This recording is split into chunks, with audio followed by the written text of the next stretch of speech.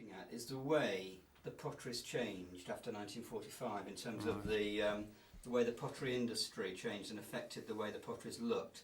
So tell me, because you grew up in that period, you were a youngster in the 40s, tell me what it was like. Describe the potteries to me in the 40s.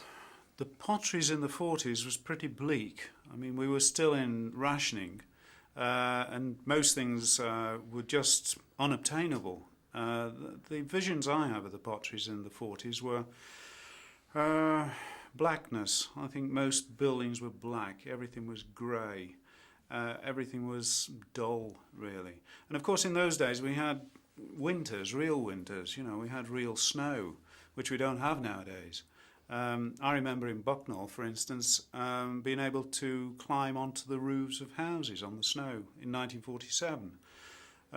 When people say we don't have any global warming, I know that's completely untrue, because when I was a child, every winter we had snow. So we had bleak times, and it was grey and black. Those were the shades, you know, that I can remember as a child, grey and black. And really nothing obtainable. You know, sweets were still on ration. Lots of things were you just couldn't get. I remember, you know, I used to read the Beano, you know, the comic, and on the front was a chap eating a melon. And I remember asking my mother, what do melons taste like? You know, because I didn't know. I mean, never seen a melon. And of course, when I did taste them, it was a complete disappointment, you know. I thought they'd taste a lot better than they did.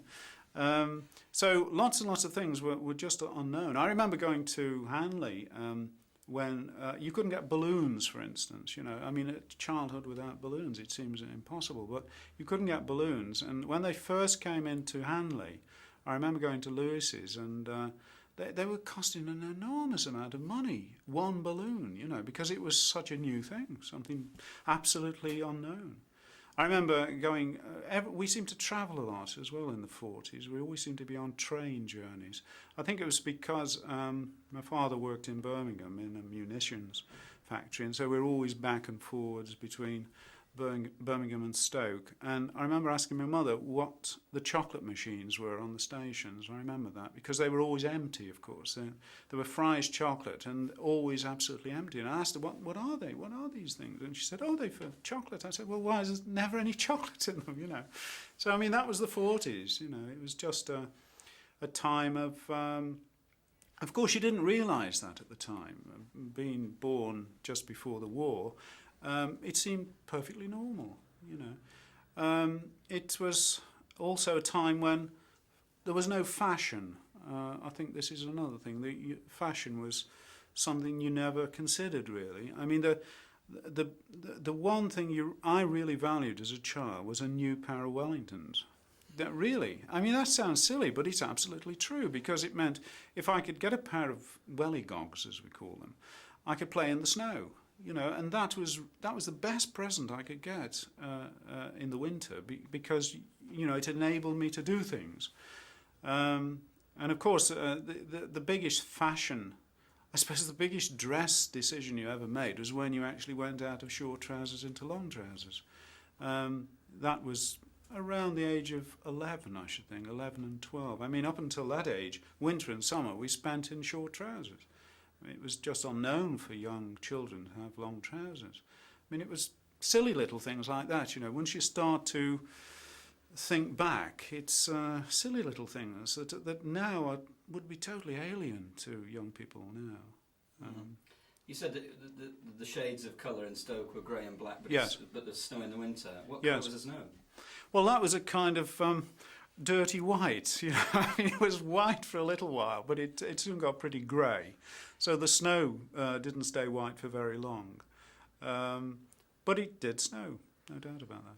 Where was the grey coming from? What was happening in Stoke-on-Trent to make everything black and grey? Well, I think it was just the atmosphere, the fact that virtually all pottery was coal-fired, and bottle kilns are notoriously inefficient, produce a tremendous amount of smoke, particularly in the early phase of the firing. So the atmosphere really was a pool of smoke. I mean, it was even in the summer, it was impossible to get a suntan in Stoke. Really, I mean, that sounds silly, but it's true. In the centre of Stoke-on-Trent, you could not get a suntan. It was impossible because you were absolutely surrounded by this great pool of smoke, which was there, 7 days a week. I mean, the one time when it really seemed to be getting reasonably clean was in the Potter's Fortnight, when everyone closed the factories down and they all disappeared. Then the town became clean for a little while, and then of course it went back to its normal state. It's incredible how clean the town is now compared to what it was then. I had when I was a teenager, I studied chemistry, and in the chemistry book there was two photographs, one of Stoke-on-Trent and one of Barcelona, showing the difference in air pollution. Well, Stoke's so clean now, and Barcelona's got so much traffic. Maybe the tables have turned nowadays. I don't know. Right. So try and paint a picture of what if you stood on a hill and looked across Stoke-on-Trent with coal-fired pot banks going, what it would look like. Well, really, you wouldn't see very far. I suppose a quarter of a mile, half a mile was as far as you'd really see with any clarity. And of course, you would see when they were firing quite dense black smoke coming out of these bottle kilns. And of course, it wasn't only the bottle kilns. A lot of the primitive potteries were the main machinery was driven by steam engines. So pretty well all of them had large chimneys too, which fired the steam engine. So there was a lot of smoke. You were telling me before that the process of firing in a kiln hadn't in essence changed since medieval times. That's right. Just describe that to me and tell me that. Well, really, the bottle kiln was only a kind of evolution from the early Roman kilns. There was no great difference in that sense. What they'd done is they'd taken a solid fuel, which was coal, and they'd refine that process to get the best efficient use of that solid fuel. And of course, the technique of building bottle kilns had evolved too, and that was the most efficient way of doing it. I think it's important to realise that Stoke-on-Trent as a pottery centre is here because it had the vital raw materials. It had water to drive the mills, it had coal deposits to fire the ovens, and it had a good natural clay. We've got a good natural terracotta clay in this area, and that's one of the reasons why the first kiln in the area is a Roman kiln of about 2,000 years ago. So Stoke-on-Trent had all the vital ingredients. And of course, once the canals were established 250 years ago, it had also got the infrastructure to actually export the materials they were making in the pottery. So it had everything going for it in that sense. But in terms of quantum leaps in progress, the progress was very, very slow. I think the progress up to the present day has been generated largely by saving costs. And one of the major costs, of course, is labour. And over the last 40 years, we've seen a gradual reduction in labour employed in the pottery industry. It doesn't mean we're not producing as much pottery, but we're using less people to do it. I was reflecting the other day that in the 50s, when I first started work, everyone had a job. Unemployment was unknown. The only people unemployed were lazy people, as they thought, you see. If you were unemployed, the only excuse was to have a really visible infirmity, a war wound or something like that. Then people would say, okay, well, you understand. But if you were able-bodied, being unemployed was a disgrace. Unemployment was pretty well unknown. But by the same token, we were overmanned. Everyone had a mate. Every bricklayer had a mate. Every fitter had a mate. Every plumber had a mate. Everyone had a mate. So every job, in a sense, was double-manned. And of course, coupled with that were lines of demarcation brought about by the unions. So it was very, very inflexible too. There was no chance of people having the flexibility we have today, of people actually doing jobs which weren't their job. It was very, very inflexible. But from a social point of view, it was a much more stable society because everyone had a job. it didn't matter what your ability was, you would be found a job. Even if it was only making tea and sweeping up, you'd be found a job. But since the 50s, of course, labour became extremely expensive. And to stay competitive, the businesses had to really reduce their labour costs, which meant mechanisation to a large extent. And that's what we've seen over recent years. We've seen a dramatic mechanisation of the processes. Any process that could be mechanised has been mechanised, and that process is still going on today. Could you give me an example of that in the pottery industry? Yes, sure. I mean, if we take decoration, surface decoration such as this, for instance, in the old days, this would have all been hand decorated. Nowadays, very little of that is decorated by hand in the old traditional way. The gold lines are put on by hand, and the design as such is applied by what we call a slide-off litho.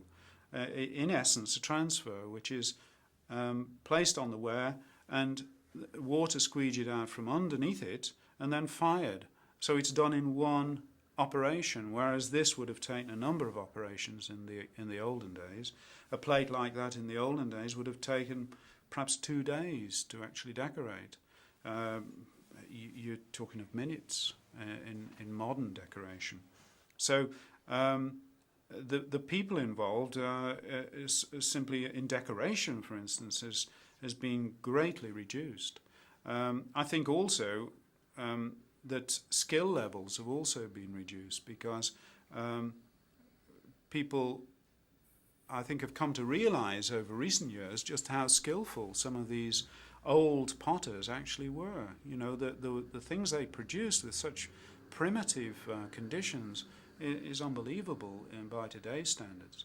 Of course, the one thing that the industrialists in the old days had was a very, very highly skilled labour force that didn't actually realise it, so they could pay them quite low wages.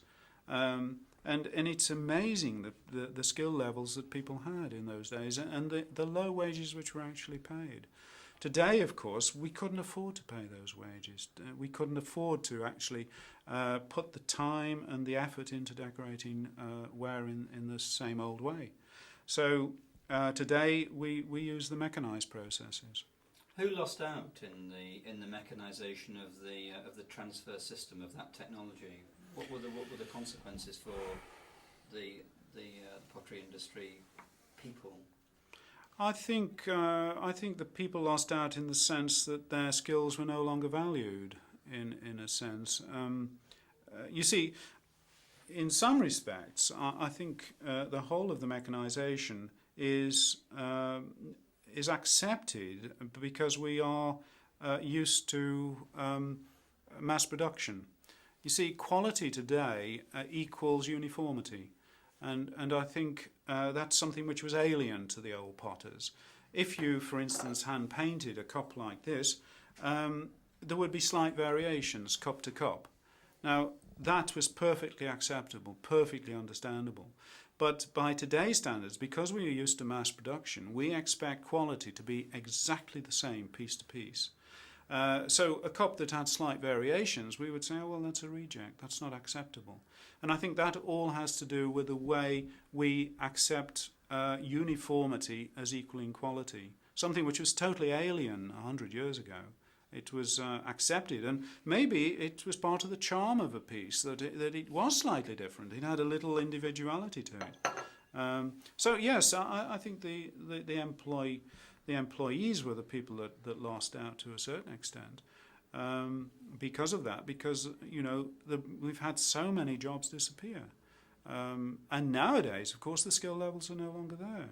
I mean, where would you find someone who could build a bottle oven, who could fire a bottle oven properly, who could place ware in a bottle oven? Where are the crate makers, the packers, the people that had all of these skills, that have absolutely disappeared? We wouldn't really know how to start. So yes, people in general were the people that lost out. And I think they've lost out also in terms of job satisfaction. Because, okay, they weren't paid very highly, but they had a kind of satisfaction in knowing that they did a good job and no one else could actually better them at it, and I think that's worth a lot. Could you tell me a bit about the sort of technology of the bottle oven and where the skill came into it? You know. Yes. Oh, sorry. Okay. Yes, I think the bottle oven really was. Of course, the bottle itself is only basically the hovel. The actual oven is inside that, and it's fired from the base by a number of fire holes.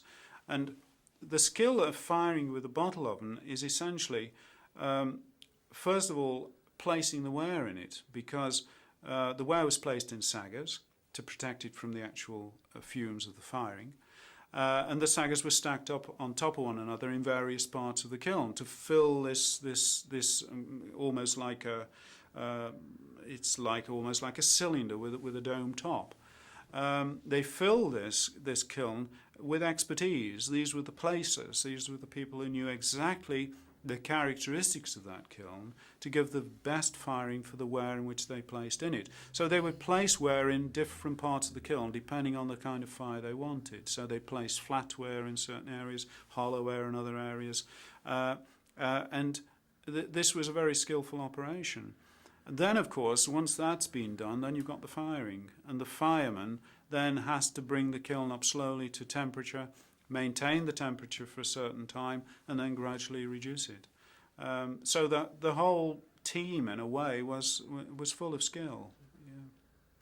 Yeah. Tell me how long this process took of starting and firing a kiln, and what was the sort of essential environmental, economic problem with it with it, yeah.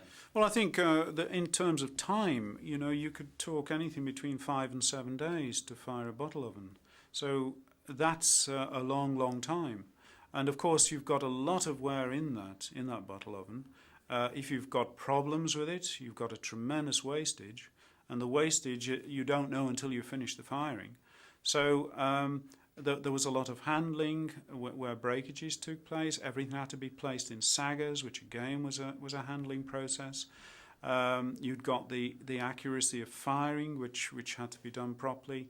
The inefficiency of the firing was a problem because it meant that you weren't using your fuel efficiently. And in doing so, of course, you were producing a lot of smoke, so you got environmental pollution. There were a lot of negative sides to this. Of course, it was extremely skillful, but there were other aspects which were negative from the general population's point of view, really. And it was the inefficiency which created all this in smoke in the environment, was it? Yes. The point is, if you burn fuels inefficiently, you create smoke. In much the same way as an inefficient diesel engine. If you see a diesel engine belching smoke out, the vehicle isn't using the diesel efficiently. The chap is actually wasting money because he's actually pushing out half his fuel through the exhaust pipe. And it's much the same way. If you create smoke, you're not burning the fuel efficiently. So efficient burning processes are ones where you don't see any smoke at all. But it took time to get to that point. Yes, in a bottle kiln, yes. Towards the end of the firing, when they're up to their peak temperatures, there would be little smoke produced.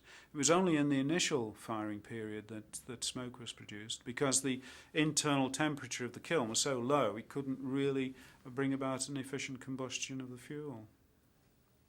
You said that. I'm just going back to the way Stoke-on-Trent looked. You said it was black. Describe that blackness to me. Well, I think most buildings were black. By modern standards, you'd think they'd actually been painted black because they were jet black. Many of the banks and buildings with architectural merit, of course, are made with the local sandstone. And the suit seemed to cling to this. It just looked as if it had been sprayed black. I noticed down the road they've actually painted some houses black, to make it look kind of genuine. And I think they were just black, absolutely black. All the banks were black, all the town halls were black. Everything was black. They've self-cleaned over the last 30 odd years with the rain. It's a kind of streaky clean, but a lot of them now have been actually blasted clean. So It's hard to appreciate that now. But if you know where to look, there are a few buildings still left with this jet black appearance. So when do things begin to change then? Um, And why? I think they changed. I think the real change was mid-50s to mid-60s. I think that's when the change came about. I think it came about for many, many reasons. Mechanisation, as we've mentioned, inefficient use of fuel, as we've mentioned. But one of the major things, of course, was legislation in the Clean Air Act, 1956, that came in, and most of Stoke-on-Trent came under that act. So manufacturers have got to take some dramatic action to stay within the law. Of course, they found alternative fuels, and one alternative, of course, was gas. Gas is an efficient fuel, and of course burns cleanly. So they could stay within the legislation by turning over to gas. Gas, I think, came before electricity, but electricity wasn't far behind. And now I would think today we have more electric firing kilns than gas, although there are still gas kilns around. But you couldn't fire a bottle of them with gas, could you? Yes, you could, but it would be very inefficient because what you'd be doing would be heating up a lot of brickwork. Which really wasn't the idea. What it needed was a complete redesign of kiln, and that's what they did. They basically made kilns which were really box kilns. They were really like boxes, like large fridges, if you like, in that sense. They were just boxes into which trucks of ware were pushed, and these were the so-called intermittent kilns, and you just simply fed the gas flame in at the bottom.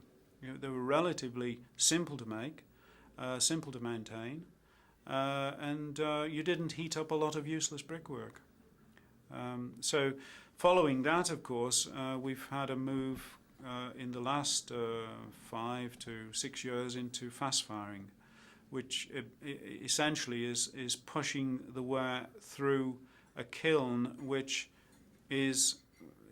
there are a variety of ways of doing this, but you're actually pushing the ware through a very narrow firing box along a belt.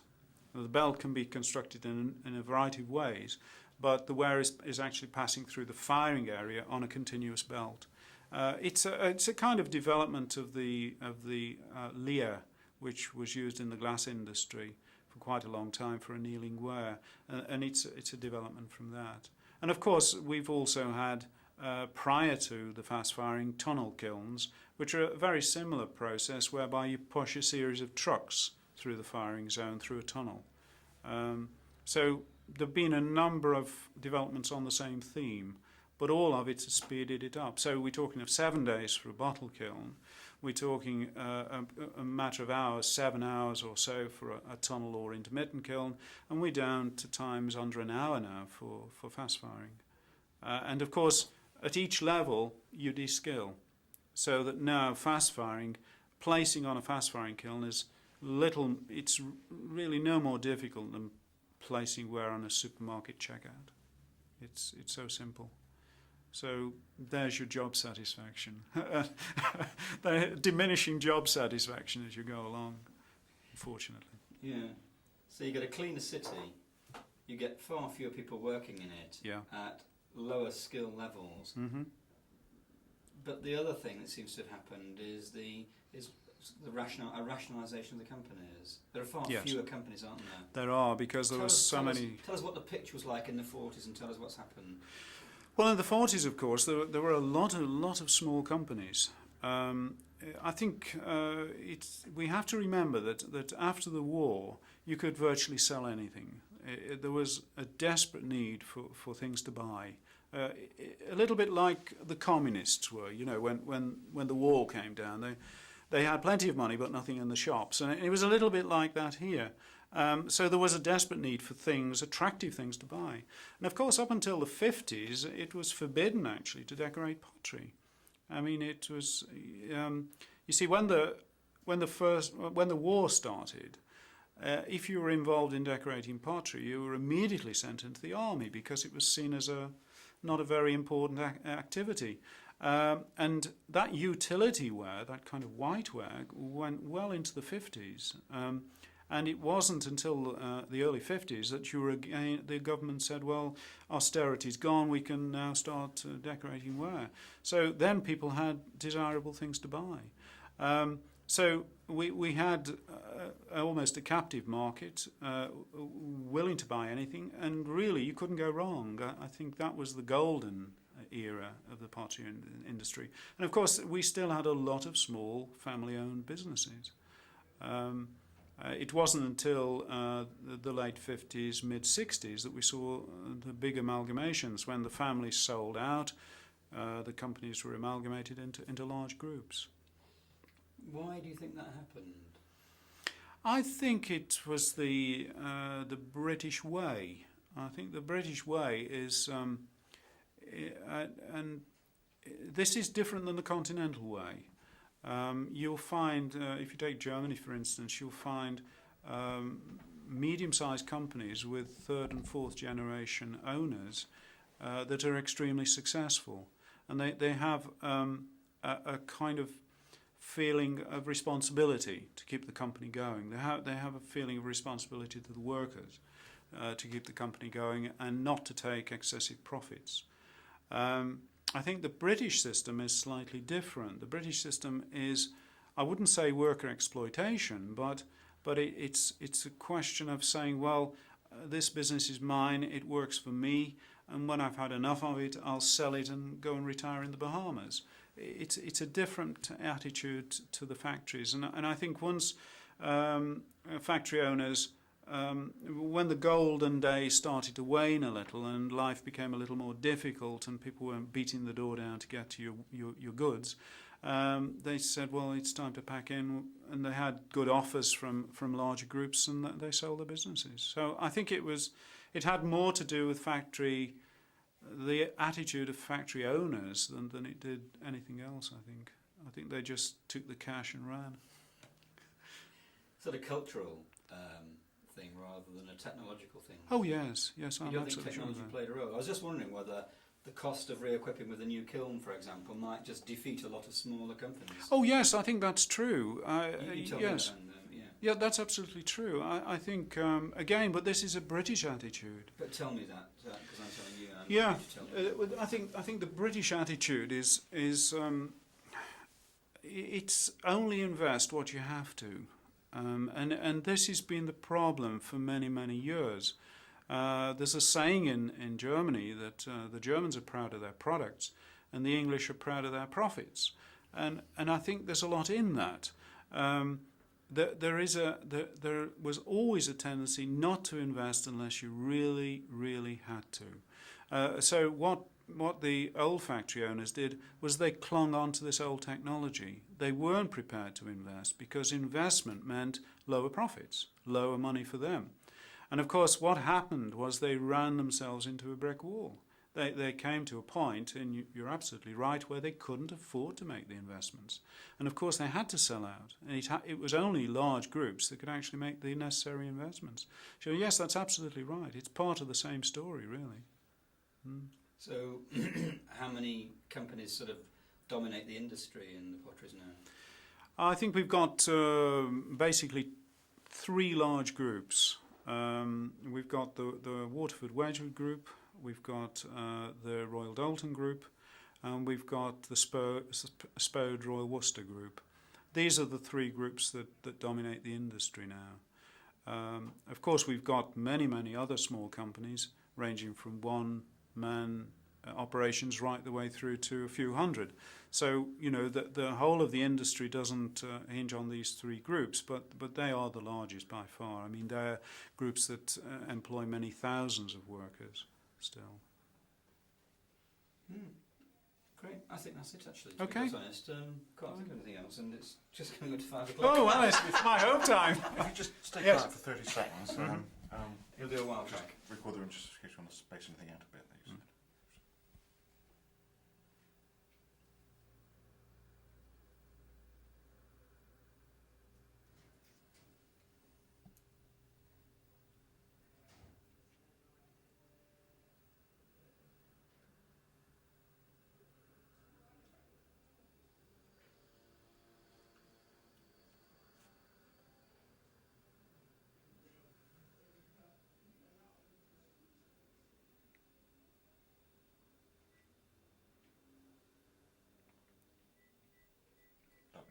Okay, super. Cheers. Two things I need to do. Lots of technological change happens because companies want to make more money. But sometimes it's changes in the law that lead to technological changes. Stoke-on-Trent in the Midlands was a good example. Dreamed a dream by the old canal, kissed my girl by the factory wall. Dirty old town, dirty old town. It was a dirty place. It was called the Potteries because they made pottery there. Pottery was fired in kilns called bottle ovens. The ovens were heated with local coal, and the firing might take over a week. And during that time, houses and streets would be covered with thick black smoke. Chris Latham grew up in Stoke-on-Trent in the 1950s. It was impossible to get a suntan in Stoke because you were absolutely surrounded by this great pool of smoke, which was there, 7 days a week. Virtually all pottery was coal-fired, and bottle kilns produced a tremendous amount of smoke. You could talk anything between 5 and 7 days to fire a bottle oven. So that's a long, long time. Dirty old town, dirty old town. Heard a siren from the dark. Mid-50s to mid-60s when the change came about. One of the major things, of course, was the Clean Air Act, 1956, that came in, and most of Stoke-on-Trent came under that act, so manufacturers have got to take some dramatic action to stay within the law. They found alternative fuels, and one alternative, of course, was gas. Gas is an efficient fuel and, of course, burns cleanly. The impact on people's lives was instant. Now the air was much cleaner, and you could even see across to the hills on the other side of the valley. I lived in Stoke-on-Trent for a while in the 1970s. It was a lot better by then. Dirty old town.